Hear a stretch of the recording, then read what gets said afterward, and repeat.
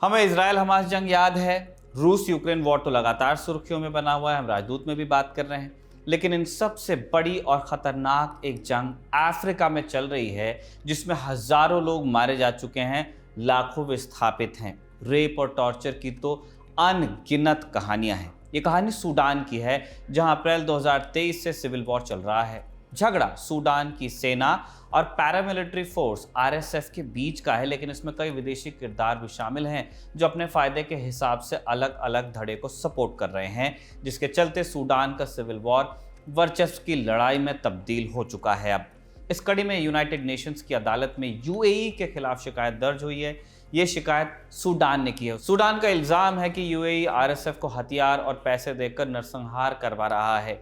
UAE ने इस आरोप का खंडन किया, लेकिन मामला इतना भी सीधा नहीं है।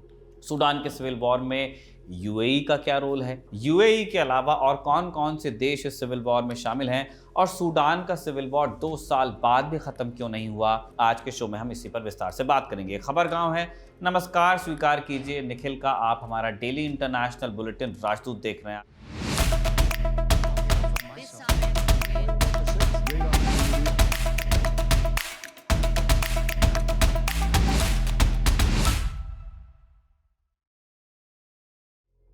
आज कहानी सूडान की। सूडान नॉर्थ ईस्ट अफ्रीका में बसा देश है। इसका पूरा किनारा रेड सी यानी लाल सागर से मिलता है। रेड सी को पार करते ही एशिया शुरू होता है। रेड सी में उत्तर की तरफ जाने पर स्वेज नहर आती है, जो हिंद महासागर को मेडिटेरेनियन से जोड़ती है। ये यूरोप और एशिया के बीच का सबसे छोटा समुद्री रास्ता है। इस लिहाज से सूडान की अहमियत बहुत बढ़ जाती है। सूडान की जमीनी सीमा 7 मुल्कों से लगती है। उत्तर में इजिप्ट और लीबिया हैं।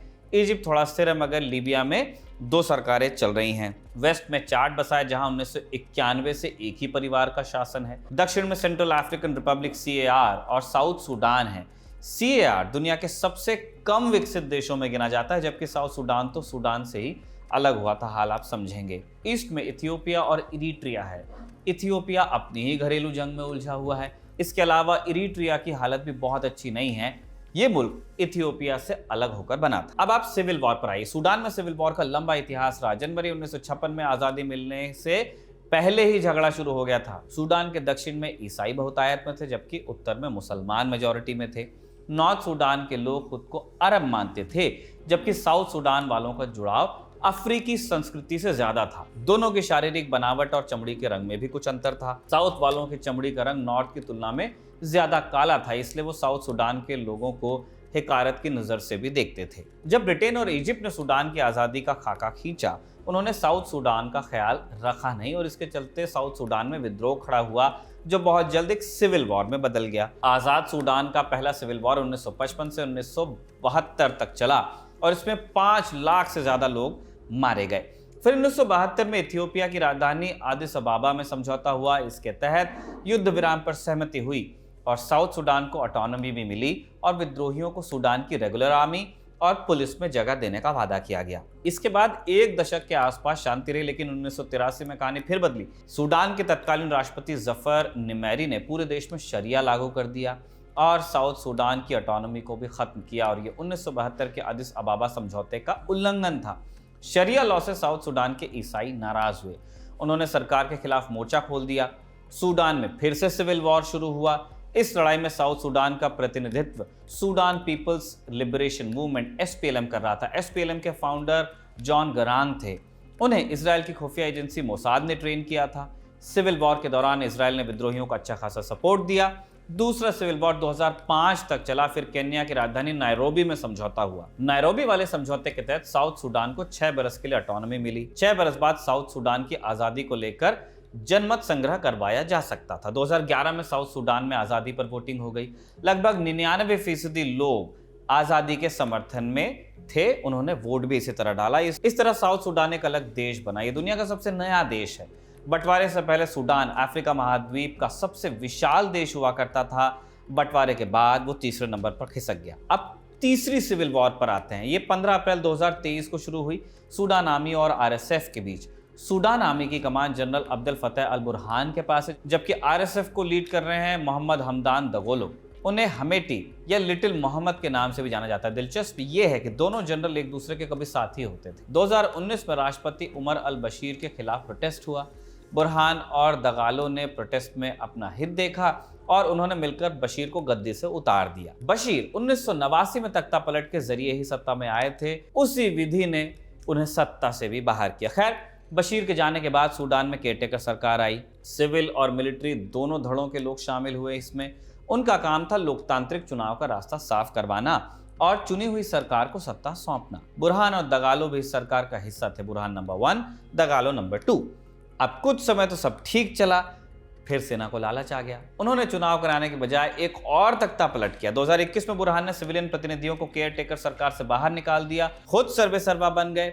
नई सरकार में दगालो की नंबर 2 वाली पोजीशन बरकरार रही, यानी अभी तक साथ साथ चल रहे हैं। लेकिन दोनों के मन में एक दूसरे को लेकर संदेह पैदा हो गया था। वजह, दगालो के पास लगभग 1 लाख लड़ाकों वाली आरएसएफ थी। इसकी स्थापना 2013 में हुई। इससे पहले लड़ाके जंजावीद फोर्स का हिस्सा थे, जिन्हें स्थानीय कबीलों से लिया गया।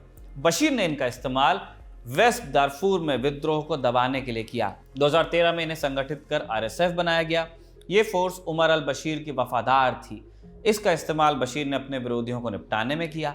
दगालो के पास आरएसएफ की कमान थी, जिसकी बदौलत वो बशीर के करीब आते गए। बदले में बशीर ने उन्हें गोल्ड माइंस पर कब्जा करने की छूट दी और इस तरह दगालो की संपत्ति दिन दूनी रात चौगुनी की रफ्तार से बढ़ी। इसके बावजूद दगालो ने 2019 में पाला बदल लिया और बुरहान के साथ मिलकर सत्ता हथियाई। मगर यहां भी उधेड़बुन चली। बुरहान को यह डर लग रहा था कि दगालो मेरी कुर्सी खींच सकता, वहीं दगालो के मन में चल रहा था कि मैं हमेशा नंबर 2 बन के तो रहूंगा नहीं, हर नंबर 2 के अंदर नंबर 1 बनने की इच्छा होती है। इसी बीच बुरहान ने आरएसएफ को आर्मी के नियंत्रण में लाने का प्लान बना लिया। दगालो ने विरोध किया। जब बातचीत से बात नहीं बनी तो युद्ध हुआ।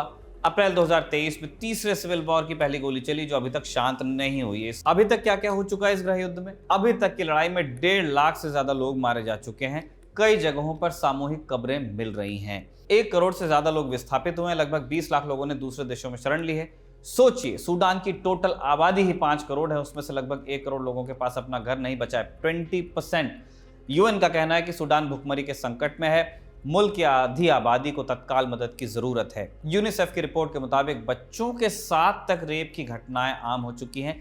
1 साल की बच्चियों के साथ तक बलात्कार हुआ है। इन सब के बीच दोनों गुट एक दूसरे को मिटाने पर आबादा हैं। जानकारों का कहना है कि वो तब तक लड़ते रहेंगे जब तक किसी एक को फुल कंट्रोल हासिल नहीं हो जाता। एक का खत्म होना जरूरी है। ये उनके अस्तित्व की लड़ाई है। दूसरी चीज ये कि सूडान के सिविल वॉर में दूसरे देशों का भी स्टेक है। किसी भी हालत में वो अपने हितों को जाया होते नहीं देखना चाहेंगे। वो तब तक इस सिविल वॉर में ईंधन देंगे जब तक उनके हितों की पूर्ति होती है। कौन कौन से देश किस किस धड़े को सपोर्ट करते हैं और उनके इंटरेस्ट क्या है, आप लिस्ट देखिए। पहला किरदार है इजिप्ट। इजिप्ट सूडान के उत्तर में है। दोनों देशों के बीच लगभग 1300 किलोमीटर लंबा बॉर्डर है। सिविल वॉर में 5 लाख से ज्यादा लोगों ने इजिप्ट में शरण ली है। इजिप्ट बुरहान धड़े का सबसे बड़ा सपोर्टर है। दोनों देशों में मिलिट्री सरकार चल रही है। इजिप्ट में अब्दुल फतेह अल सीसी राष्ट्रपति, उन्होंने 2013 में तख्ता पलट के जरिए सत्ता हथियाई थी और यही हाल सूडान का है।